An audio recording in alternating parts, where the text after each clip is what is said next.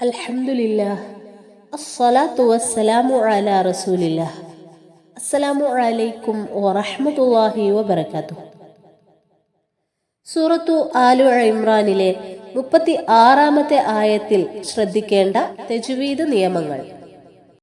അഊദു ബില്ലാഹി മിനശ് ശൈത്വാനിർ റജീം.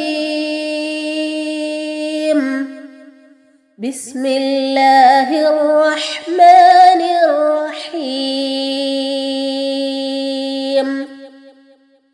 ഫലമ്മാ വദഅത്ഹാ ഖാലത് റബ്ബി ഇന്നി വദഅതുഹാ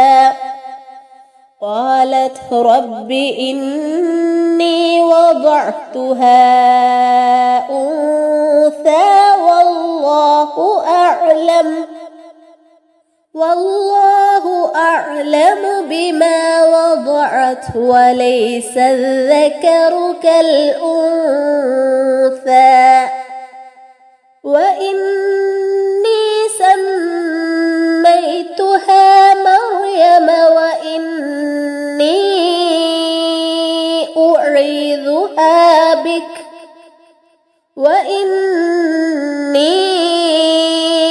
أعيذها بك وذريتها من الشيطان الرجيم.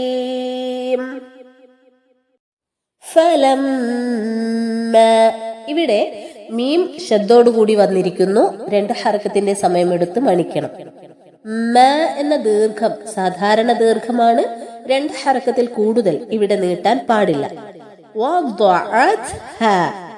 ഇവിടെ താഇന് സുക്കൂൻ വരുമ്പോൾ അൽഖലയായി പോകാതെ, അതായത് ത് എന്ന് മുഴുവനായി വ്യക്തമായി കേൾക്കാതെ ശ്രദ്ധിക്കണം. അതുപോലെ ഐനിന്റെ ഉച്ചാരണം ശ്രദ്ധിക്കണം. ഹ എന്ന ദീർഘം സാധാരണ ദീർഘമാണ്. 2 ഹർക്കത്തിൽ കൂടുതൽ അവിടെ നീട്ടാൻ പാടില്ല. ഖാഫ് എന്ന അക്ഷരം മുഫഖമായ, അതായത് സ്വരഭാരത്തോടു കൂടി പറയേണ്ട അക്ഷരമാണ്. ആ അക്ഷരം പ്രത്യേകം ശ്രദ്ധിക്കുക. അതുപോലെ താഇന് സുക്കൂൻ കൊടുക്കുന്ന സമയത്ത് ഖൽഖലയായി പോകാതെയും ശ്രദ്ധിക്കുക. ഖാലത് റബ്ബി ഇന്നി, നൂൻ ശബ്ദോടുകൂടി വന്നതിനാൽ 2 ഹർക്കത്തിന്റെ സമയമെടുത്ത് മണിക്കണം.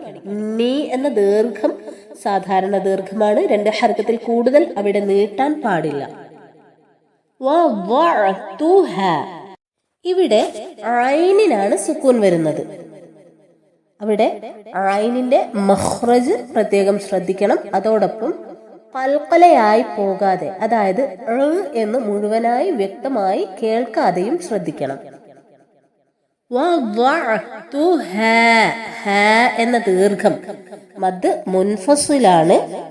അവിടെ 2, 4, 5 ഹർക്കത്തിന്റെ സമയമെടുത്ത് നീട്ടി ഓതാം.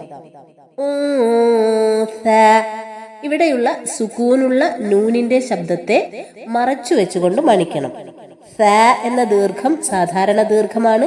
2 ഹർക്കത്തിൽ കൂടുതൽ അവിടെ നീട്ടാൻ പാടില്ല.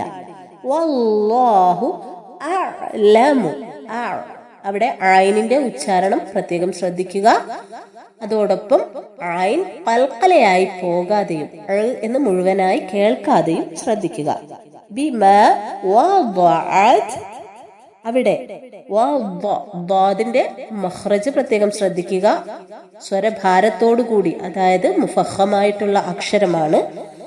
അതോടൊപ്പം താഇന് സുക്കൂൻ നൽകുമ്പോൾ ഖൽഖലയായി പോകാതെയും ശ്രദ്ധിക്കുക.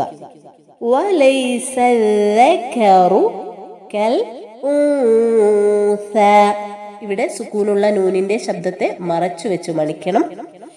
ഇവിടെ നമുക്ക് വേണമെങ്കിൽ വഖഫ് ചെയ്യാം, അതായത് നമുക്കിവിടെ സ്വിലി കാണാം.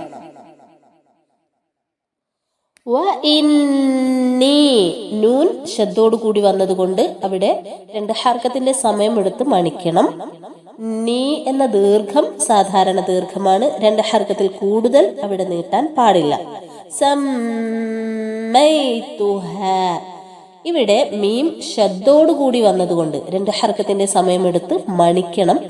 ഹ എന്ന ദീർഘം സാധാരണ ദീർഘമാണ്. 2 ഹർക്കത്തിൽ കൂടുതൽ അവിടെ നീട്ടാൻ പാടില്ല.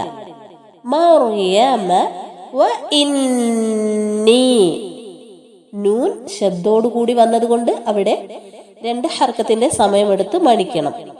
നീ എന്ന ദീർഘം മദ് മുൻഫസിലാണ്. അവിടെ നമുക്ക് 2, 4, 5 ഹർക്കത്തിന്റെ സമയമെടുത്ത് നീട്ടി ഓതാം. ഇവിടെ ഐനിന്റെ ഉച്ചാരണം ഐനിനെ പ്രത്യേകം ശ്രദ്ധിക്കണം. അതുപോലെ ലാലിന്റെ ഉച്ചാരണം ദാലിലേക്ക് മാറി പോകാതെയും ശ്രദ്ധിക്കണം.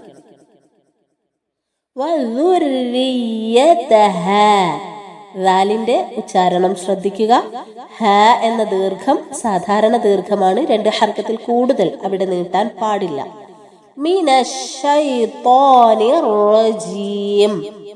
ഇവിടെ വഖഫ് ചെയ്യുമ്പോൾ ജി എന്ന ദീർഘം നമുക്ക് 2, 4, 6 ഹർക്കത്തിന്റെ സമയമെടുത്ത് നീട്ടി ഓതാം.